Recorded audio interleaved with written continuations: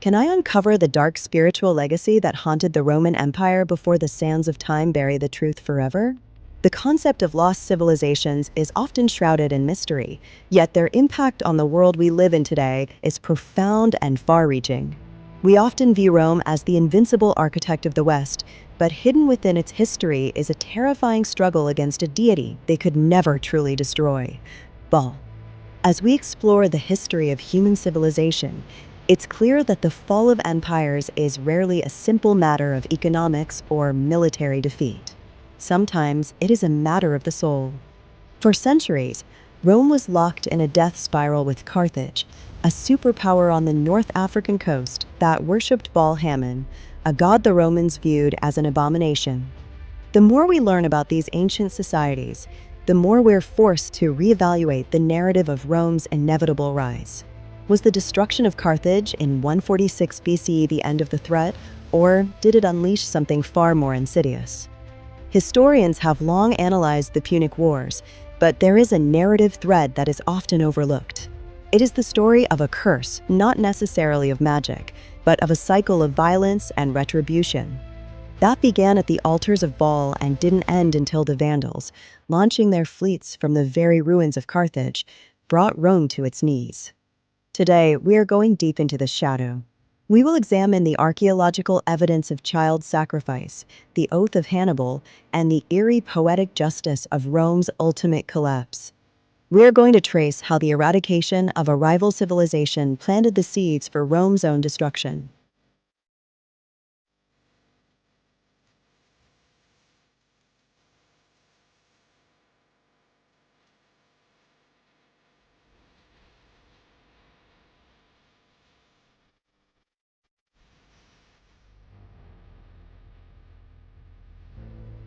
To understand the magnitude of this conflict, we must first understand the entity at its center: Baal, specifically Baal Hammon, the chief deity of Carthage. In the ancient world, Carthage was not merely a city, it was a marvel far ahead of its time. While Rome was still a collection of mud huts and aggressive farmers, Carthage was a metropolis of multi-story apartments, sophisticated sewage systems, and a harbor that was the envy of the known world. But at the heart of this sophistication lay a spiritual practice that terrified their neighbors. Baal Hammon was the lord of the sky, the vegetation, and the storm. He was often depicted as an older man with curling ram's horns. But his worship, along with his consort Tanit, involved rites that radically alter our perception of ancient piety. We must approach this with caution, as history is written by the victors, and the Romans were master propagandists. However, the archaeological evidence found in the Tophet of Carthage, a burial ground containing thousands of urns with the charred remains of children, suggests that the Roman accusations were not entirely fabricated. For the Carthaginians, this was the ultimate offering to ensure the prosperity of the state. For the Romans, it was a justification for total war. They painted Baal as a voracious monster, a Moloch who demanded the innocent. This religious demonization was foundational to later developments in the war. It turned a geopolitical rivalry into a cosmic struggle between Roman order and Carthaginian chaos. But here is where the mystery deepens. The Romans believed that by destroying the city, they could kill the god. But deities in the ancient world were resilient. When we look at the inscriptions and the persistence of Punic culture long after the conquest, it suggests that Baal didn't vanish. He merely waited. The conflict began with the First Punic War in 264 BC. It was a brutal, 23-year grinder that devastated the Mediterranean. Rome, a land power, was forced to take to the sea to challenge the naval supremacy of Baal's followers. The implications of this war were profound. Rome suffered catastrophic losses. Storms destroyed entire fleets, drowning hundreds of thousands of men. In the Roman mind, this wasn't just bad weather. It was the wrath of Baal Hammon, the storm god, fighting back. Eventually, Rome won, forcing Carthage to sign a humiliating treaty. But this peace was an illusion. It brings us to one of the most pivotal moments in human history, a moment that feels less like history and more like myth. Hamilcar Barca, The great Carthaginian general took his 9-year-old son to an altar of Baal. He made the boy place his hand on the sacrificial victim and swear an eternal oath never to be a friend to Rome. That boy with Hannibal. This oath serves as the catalyst for the curse. Hannibal became the living instrument of Baal's vengeance. He wasn't just a general, he was a force of nature. When he crossed the Alps years later, losing an eye to infection and half his army to the cold, he descended into Italy like a supernatural plague. At the Battle of Cannae in 216 BCE, Hannibal orchestrated the perfect encirclement, slaughtering nearly 80,000 Roman soldiers in a single afternoon. It remains one of the bloodiest days in the history of warfare. The rivers ran red.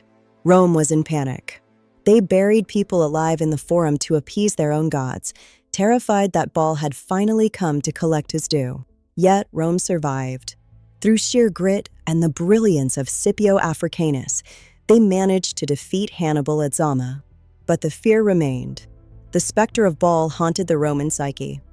For decades, the statesman Cato the Elder ended every single speech, regardless of the topic, with the phrase, Ceterum censeo Carthaginem esse delendum. Furthermore, I consider that Carthage must be destroyed.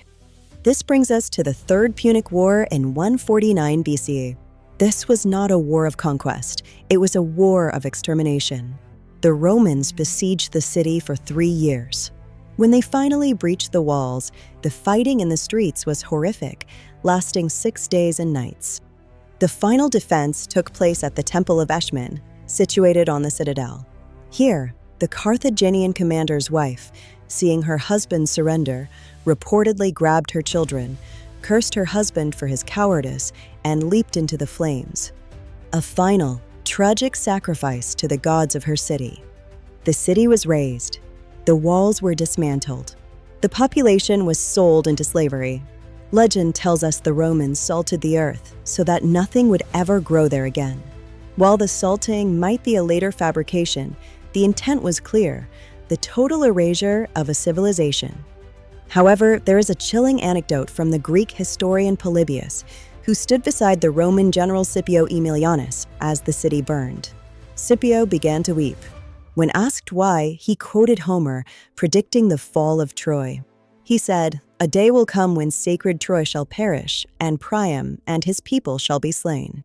Scipio realized a terrifying truth: the wheel of history turns for everyone. By destroying Carthage with such absolute cruelty, Rome had set a precedent. They had created a vacuum in the Mediterranean that would eventually be filled by chaos.